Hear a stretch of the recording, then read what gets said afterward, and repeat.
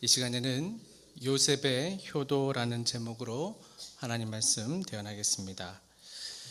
일제시대 때 이흥렬이라는 청년이 있었습니다. 이 사람이 이제 음악 공부를 하기 위해서 일본으로 건너를 가게 됩니다. 근데 음악 공부를 하는데 가장 필요한 게 피아노인데 피아노가 없다 보니까 그 음악 공부하는 참 많은 어려움이 있었답니다. 그래서 음악 공부가 잘 되지 않아서 이제 고국에 있는 어머니께 이렇게 편지를 썼어요. 어머니, 이곳에 와서 음악 공부를 하고 있는데 피아노가 없으니까 음악 공부하기가 너무 어렵습니다. 피아노 한 대만 구입하도록 도와주십시오. 이 편지를 받은 어머니는 그 홀로 아들을 키우는데 이 피아노를 살 만한 돈이 없었던 거예요. 그래서 이 어머니는 그때부터 이제 그 아들의 편지를 받고 산에 올라가서 솔방울을 하나씩 모으기 시작했습니다. 그 솔방울을 모아 팔기 시작했습니다. 수백 개씩 또 수천 개씩 더 많게는 수만 개씩 솔방울을 모아서 그것을 주워 팔아서 그 당시 돈 400원을 마련하여서 그 유학간 아들에게 보내었습니다. 그 아들 이흥렬은 이제 그 돈을 받아서 이제 일본의 유명한 피아노 그 야마하 피아노 한 대를 구입하고 또 늘 음악 공부하면서 연습하면서 이 피아노를 구입해 준 그 어머니의 그 사랑과 은혜를 잊지 못하고 그가 가장 먼저 처음 작곡한 곡이 바로 어머니의 마음이라는 곡입니다. 그 곡은 바로 양주동 씨의 시에다가 이 이흥렬 씨가 작곡한 곡이죠. 우리가 잘하고 있는 곡 어버이날 우리 부모님께 늘 들려드렸던 노래 아닙니까? 나 실제 괴로움 다 잊으시고 기르실 제 밤낮으로 애쓰는 마음 진 자리 마른 자리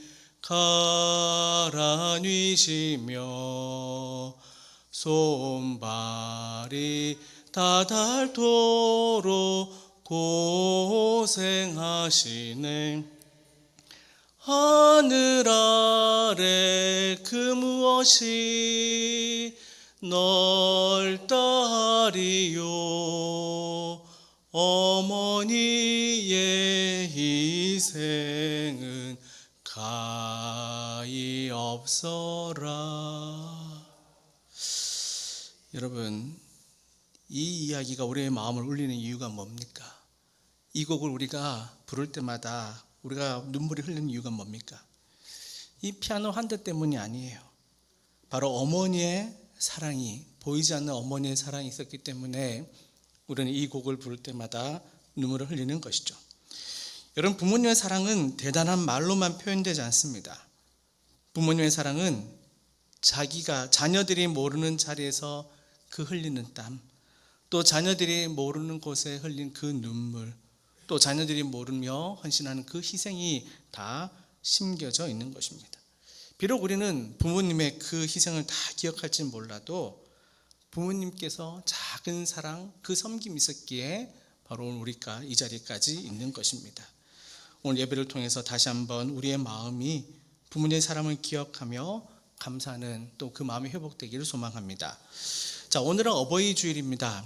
또 교회의 절기 가운데 또 가장 빠뜨릴 수 없는 중요한 절기예요.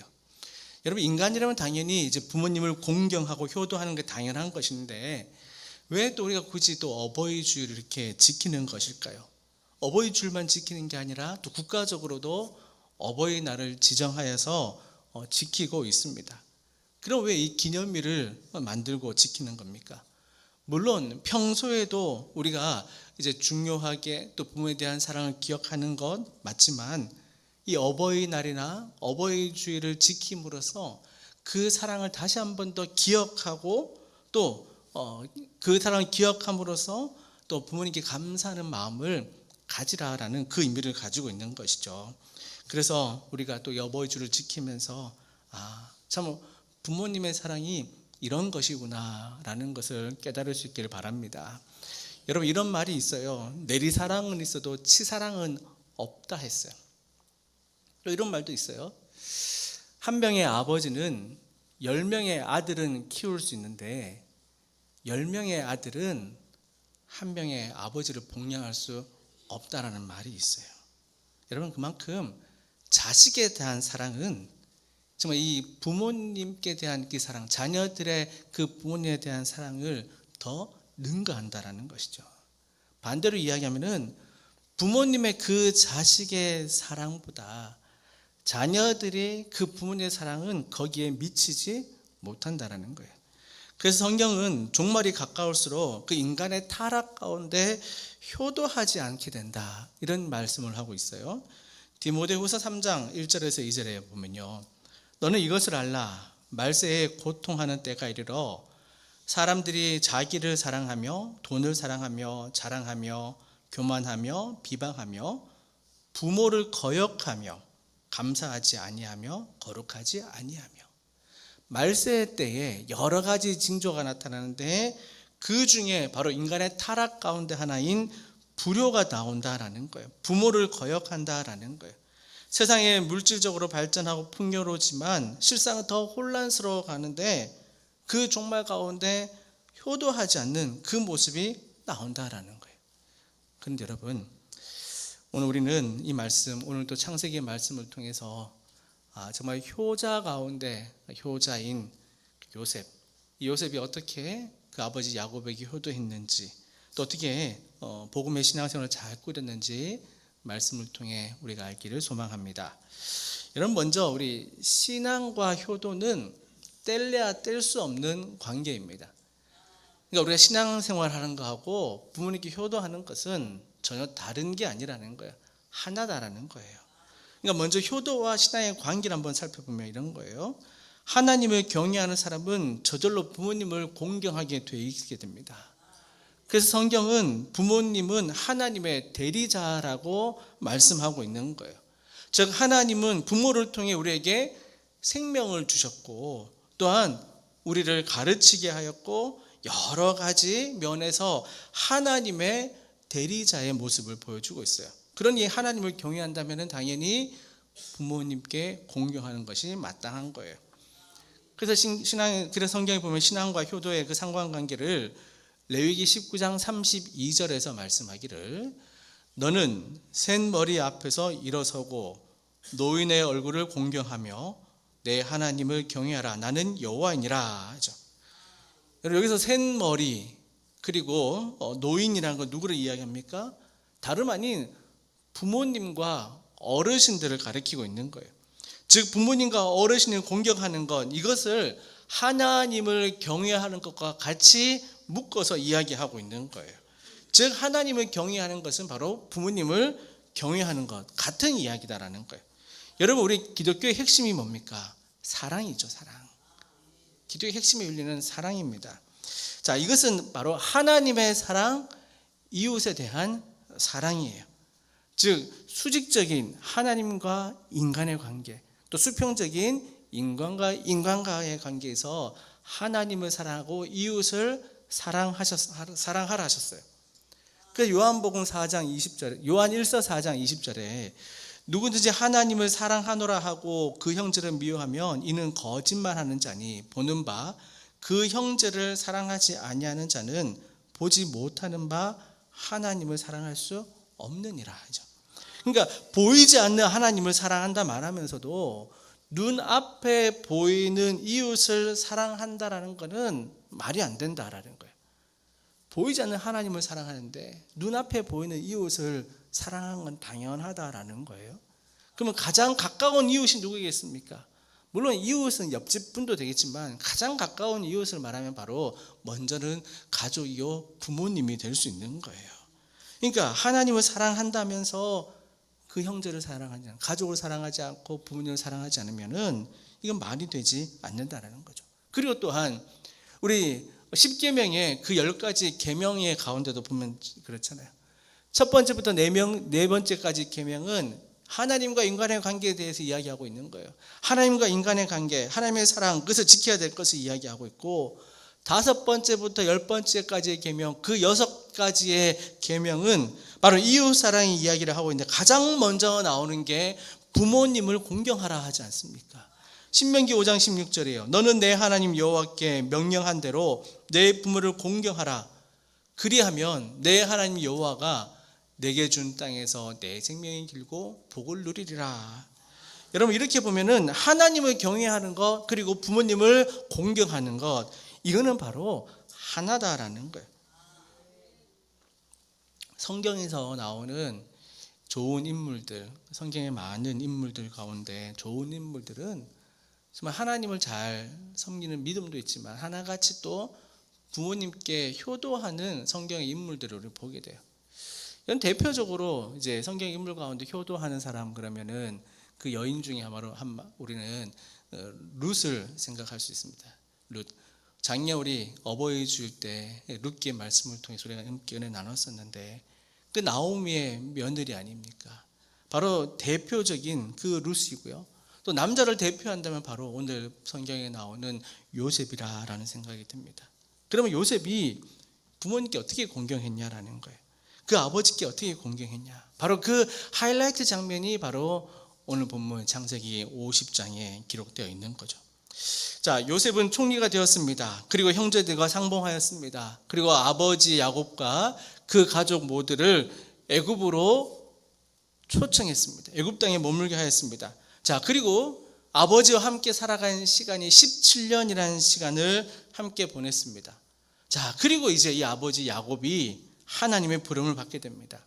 그리고 그의 임종과 장래의 가정을 오늘 본문에서 이야기하고 있는데, 자, 이 모습을 보면서 요셉이 얼마나 대단한 효자인지 알 수 있게 돼요. 먼저 오늘 1절에서 이렇게 시작하죠.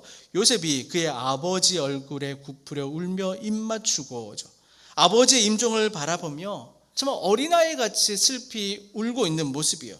그리고 정성을 다해서 그의 장례를 준비하고 있습니다. 2절과 3절이에요.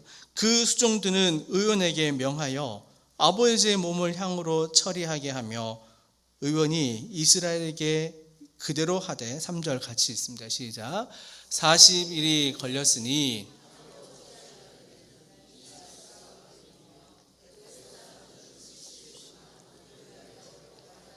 아멘. 자, 40일 동안 향으로 처리하고 70일 동안 굽겠다. 여러분, 야, 한마디로 이런 장례가 어디 있겠냐라는 거예요. 한마디로 이 야곱의 장례를 국장으로 치렀다라는 거예요. 그런데 그 장례식이 거기서 끝나지 않습니다. 아버지의 유언 따라 그 유해를 그 멀리 가나안 땅으로 모시고 가는, 그리고 그것에 매장하게 되는 거예요. 그러니까 그 과정을 이제 오늘 본문에서 볼 때 좀 어마어마한 그 이스라엘 족속은 물론이고 애굽의 모든 관리들이 함께 동행하는 것을 보게 돼요. 여기서 바로 요셉의 효도가 정말 대단하다는 것을 보게 됩니다. 그거는 그가 총리여서가 아니라, 화려한 장례식을 꾸려서가 아니라 평소 그가 효도하는 모습이 몸에 배어있기 때문에 이런 아버지의 장례를 치를 수 있게 되는 거죠. 그럼 여러분, 요셉의 효도는 어떤 것이었을까요? 그 요셉의 효도는 세 가지가 있어요. 먼저로는 복량하고, 그리고 또한 순종하고, 형제 간의 우애를 지켰습니다.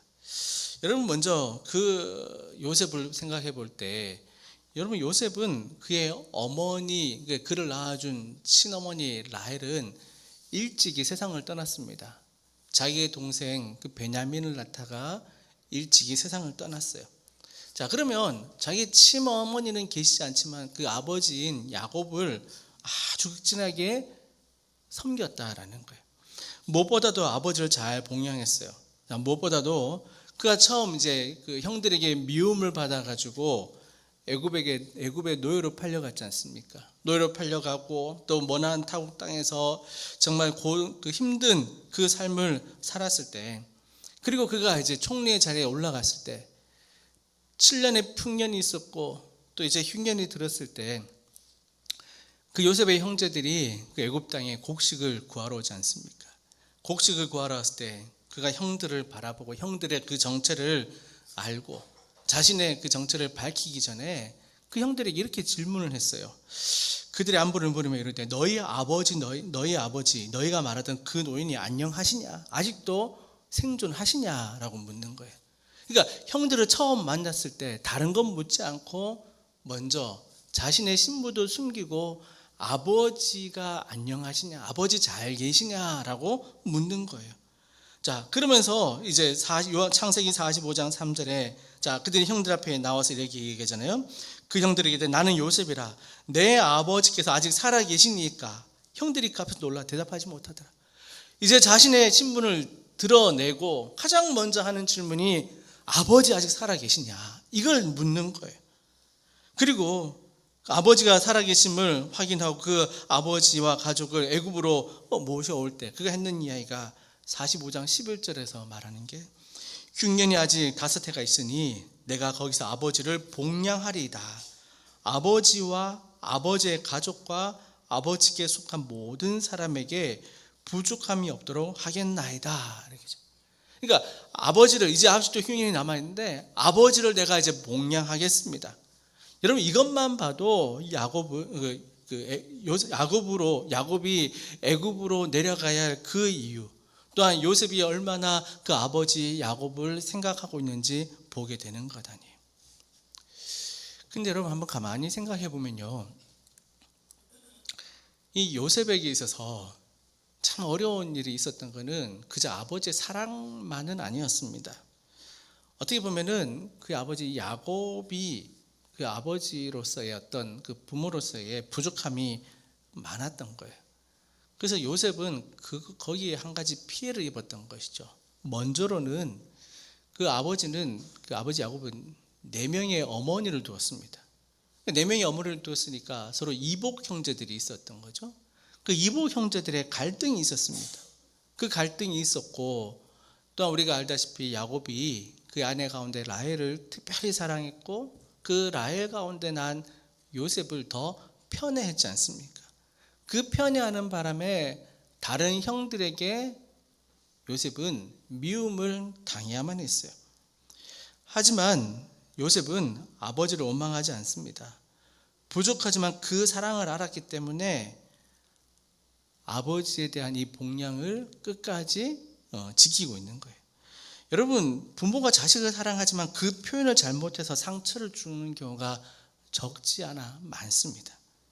그런 경우 자식이 오히려 오해하고 부모님을 원망할 수 있지 않습니까?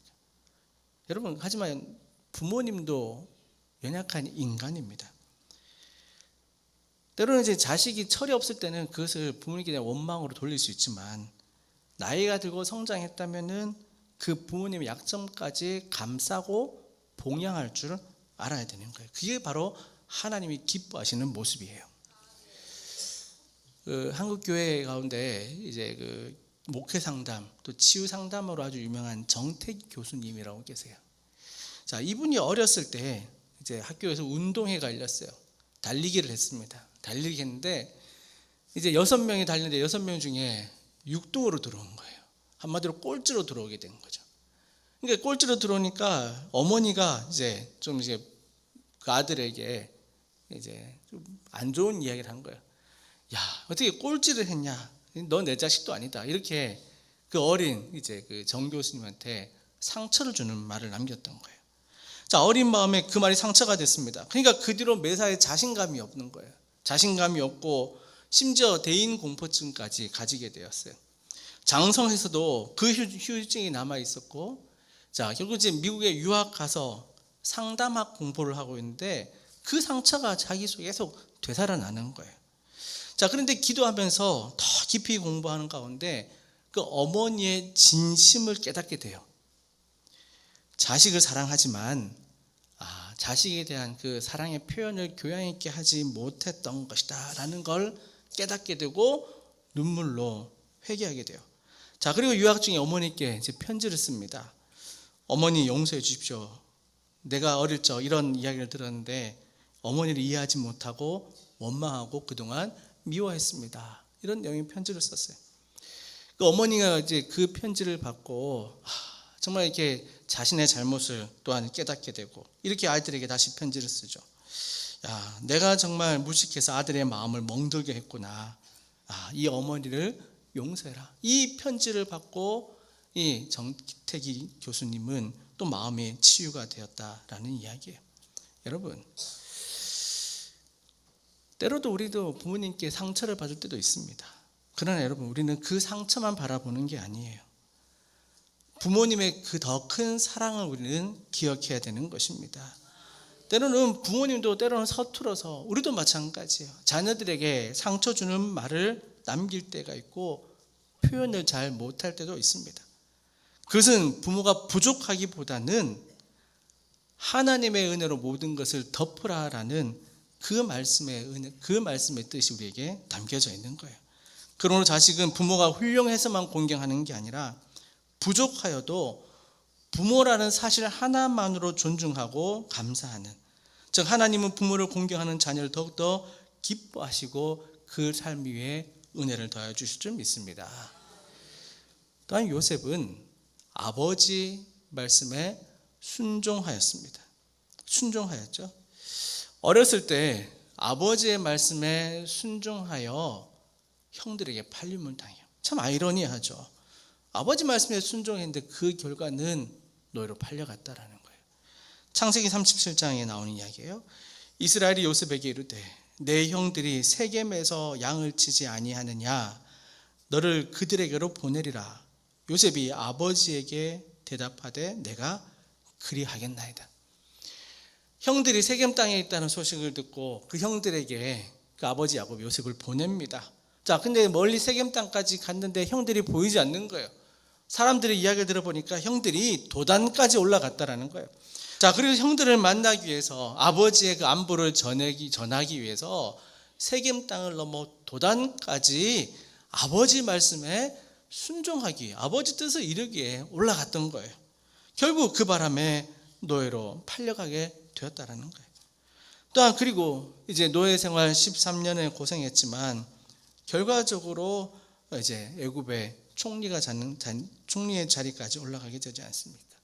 자, 그리고 오늘 본문에 관한 그 이야기를, 본문에 요셉이가 야곱의 장례에 대해서 이야기하고 있는데, 이 요셉이 야곱의 장례를 치는 것도 보면은 이미 그 전에 야곱이 요셉에게 했는 이야기가 있어요.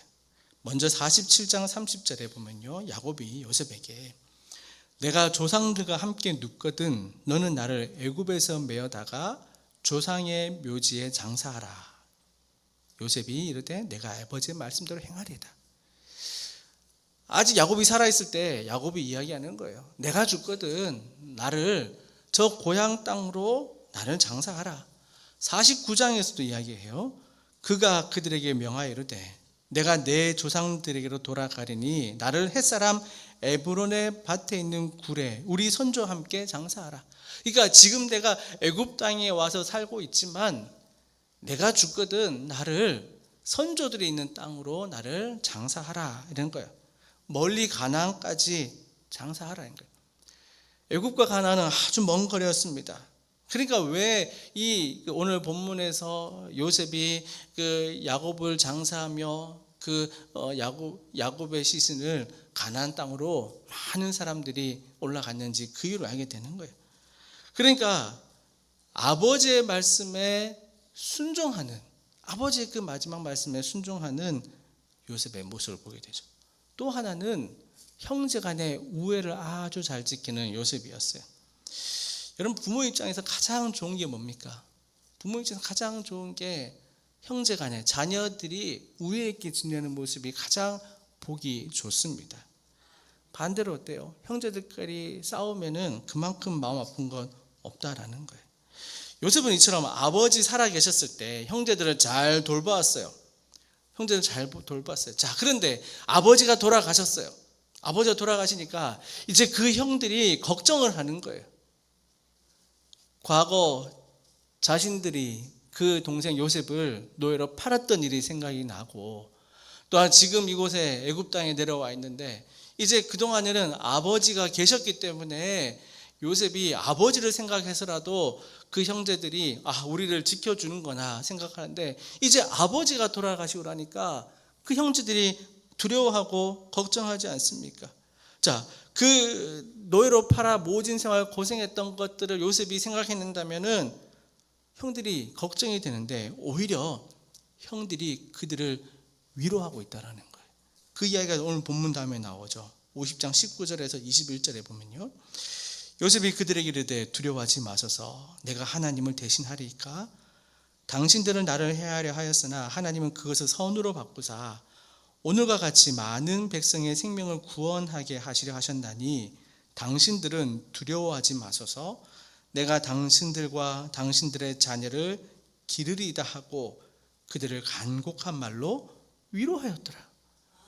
여러분, 오히려 더 아버지가 돌아가시고 그 형제들, 또 그 형제들의 자녀들, 그러니까 그 가족들을 잘 돌보겠다고 어떻게 해요? 간곡한 말로 위로했다라는 거예요. 그러니까 여러분, 만약에 야곱이 천국에서 그 요셉과 그 형제들을 바라보면서 얼마나 마음이 흐뭇했을까요? 여러분, 진짜 믿음 있는 사람은 바로 이런 모습이에요.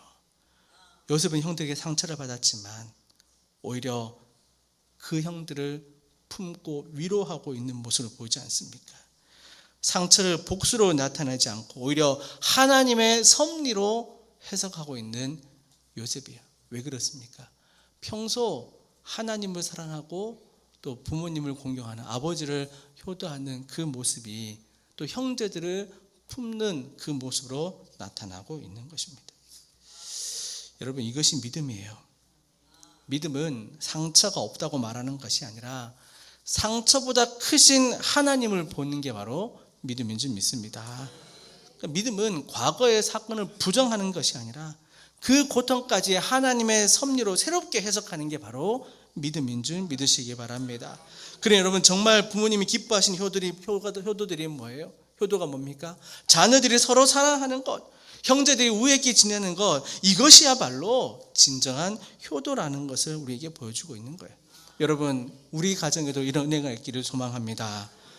형제 우애, 그저 성격만 좋아서만 되는 게 아니에요. 하나님 앞에 우리가 용서받은 사람이라는 것을 알기 때문에 형제들의 잘못도 덮어줄 수 있게 되는 것입니다. 그러므로 부모님께 효도하고 싶다면 형제와 화목해야 되는 것이고요, 부모님을 기쁘시게 하겠다면 가정 안에 평화를 세워야 되는 것이고, 부모님이 살아계시다면 부모님 앞에 형제들의 우애를 보여주는 것이고, 여러분 가운데 부모님이 이미 하나님의 품으로 가셨다면은 부모님이 기뻐하셨을 그 마음을 기억하며 믿음 생활하는 것이 바로 효도인 줄 믿으시기 바랍니다. 이 사람 요셉은 형들을 용서함으로써 아버지의 마음을 기쁘게 했던 거예요. 근데 여러분, 중요한 게 있어요. 이 효도의 근본이 어디에서 시작되느냐라는 거예요. 우리 처음 말씀드린 것처럼 신앙과 효도는 뗄래야 뗄 수 없는 관계인 것입니다. 요셉이 아버지 야곱을 얼마나 사랑했는지 오늘 성경에서 분명히 보여줍니다. 자, 그렇지만 이렇게 효도할 수 있었던 것은 그의 성격이 원래 좋아서가 아니고 성품이 착해서가 아니에요. 요셉은 하나님의 은혜를 알았기 때문에, 즉 자기가 버림받고 고생하고 억울하게 누명을 쓰고 감옥에 갇혔을 때에도 하나님이 함께 하심을 알았기 때문에, 즉 하나님의 사랑을 알았기 때문에 그는 살아계신 아버지께도 효도할 수 있었던 거예요. 그러니까 효도는 단순한 윤리의 문제가 아니에요. 복음 안에 있으면 효도는 당연히 이루어지게 되는 것입니다. 하나님 안에 있을 때 그 효도는 이루어지게 되는 것이에요.